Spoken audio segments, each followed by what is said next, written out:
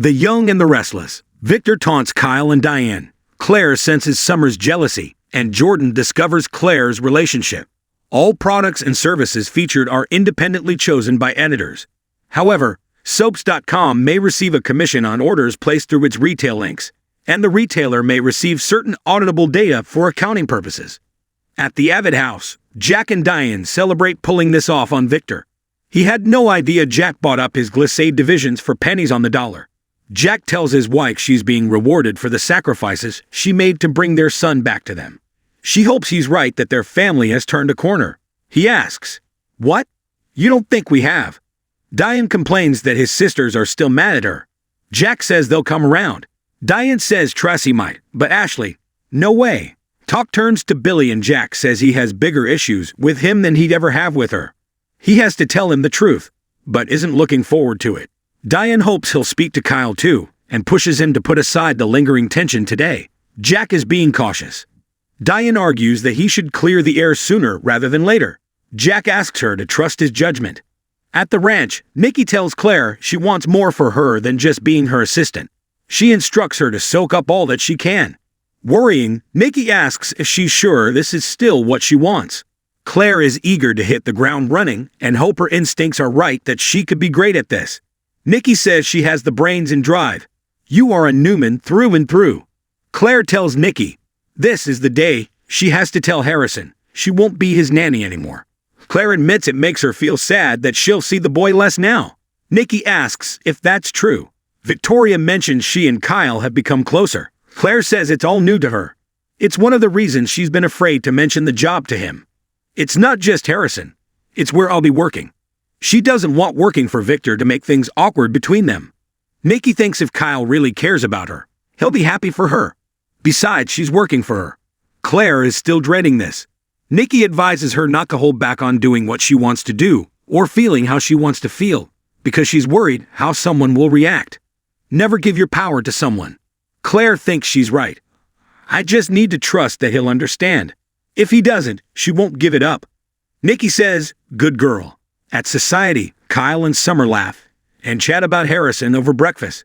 They go over the schedule for their son, and he tells her he's returning as co-CEO of Jabba. Summer is really happy for him. She asks what this means for Diane. Kyle says everyone is happy and on board. Summer learns the tension between his parents was all an act for Victor's benefit.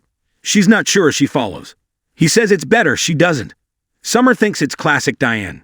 Kyle says his father was in on it too. Summer thinks that's proof that Diane's a bad influence. Kyle doesn't want to go on resenting his parents and believes it was out of love. Summer finds the words Diane and love to be incompatible.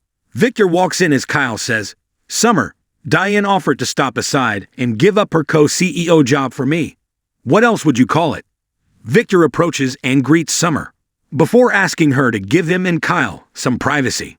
Summer congratulates Kyle again and exits. Victor sits down and says, "So Kyle, the prodigal son returns." He muses that everything seems to be forgiven. Jack and Diane have reunited. Who would have imagined? Kyle calls him out for what he tried to do to him and his family. "I will never forgive you for that." Victor smirks. He asks exactly what he's being accused of. Kyle says he didn't care about his future or glissade. He used them both to hurt his father. But he failed. They're closer than ever. Victor thinks he proved how fragile their family really is, and claims he knew Diane was on his side. He taunts Kyle about his mommy giving him the keys to the office back. She'll take them back and more.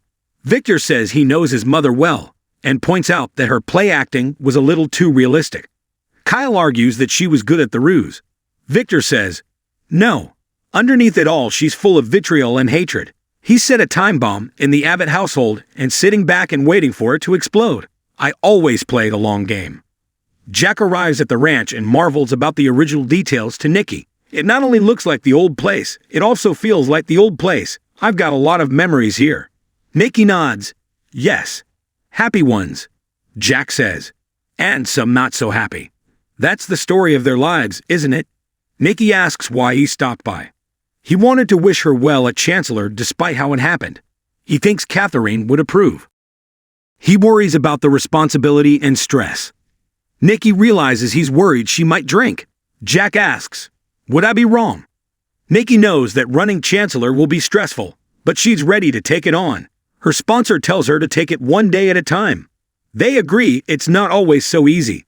The need to take a drink is always in there, and she doesn't underestimate its power. Jack will always be there when it comes to her commitment to being sober. They go over Victor's revenge plot after the night at the club. Nikki says he saved her life, but there was a high price to pay. Was it worth it? Jack says she's there and about to start on one of the biggest adventures of her life. That would be a haluva thing to miss, wouldn't it? Nikki beams. Nikki and Jack get on to talking about Diane. He knows she's disappointed about their reconciliation.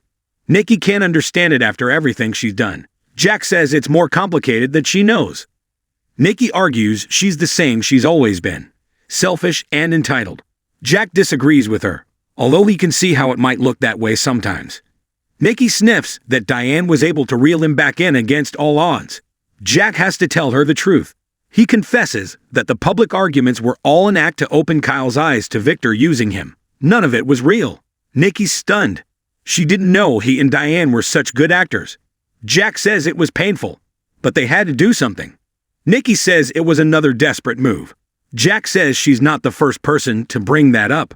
At Society, Kyle answers his phone to Claire, who is at Crimson Lights, and asks him to stop by on his way to work.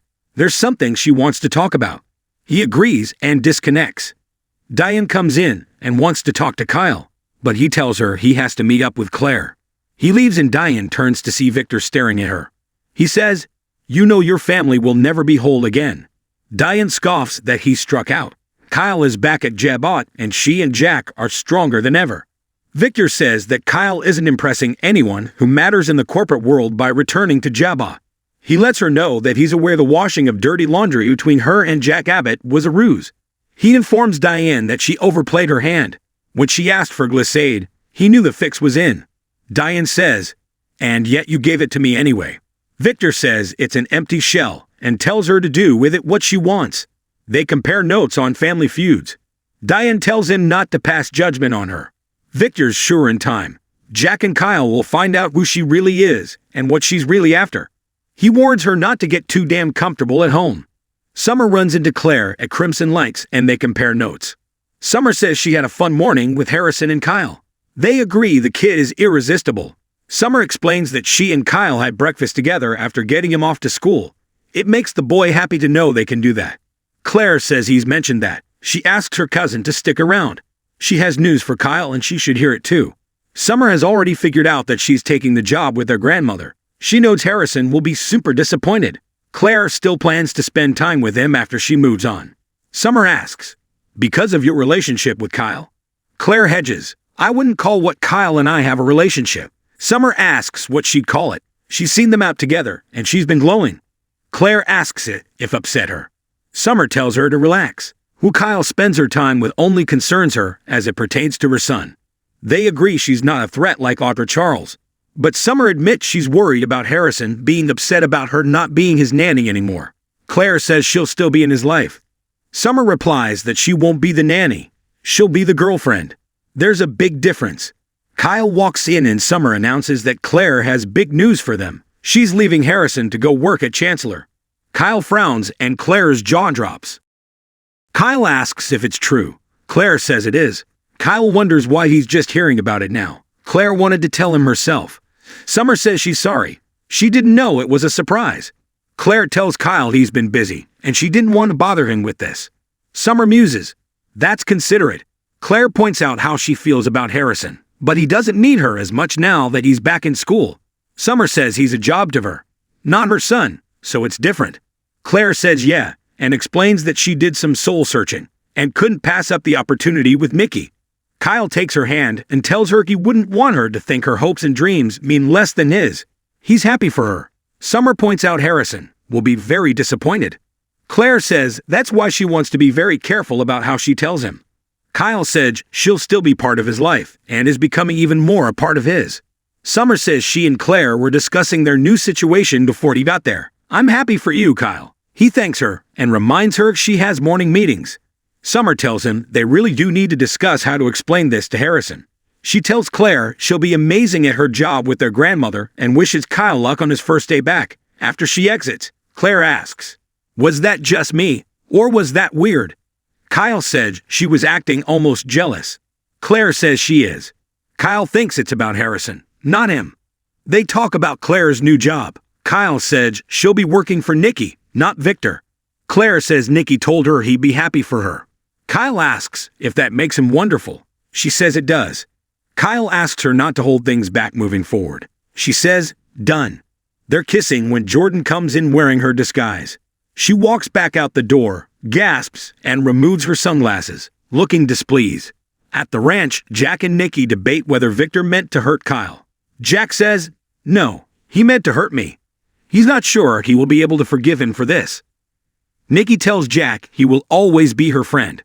Just then, Victor walks in and asks his nemesis, "What are you doing here?" Nikki tells Victor to stop it, but Jack says he has to go anyway. He wishes Nikki luck on the job. Victor asks if he's finished. Jack says there is one other thing.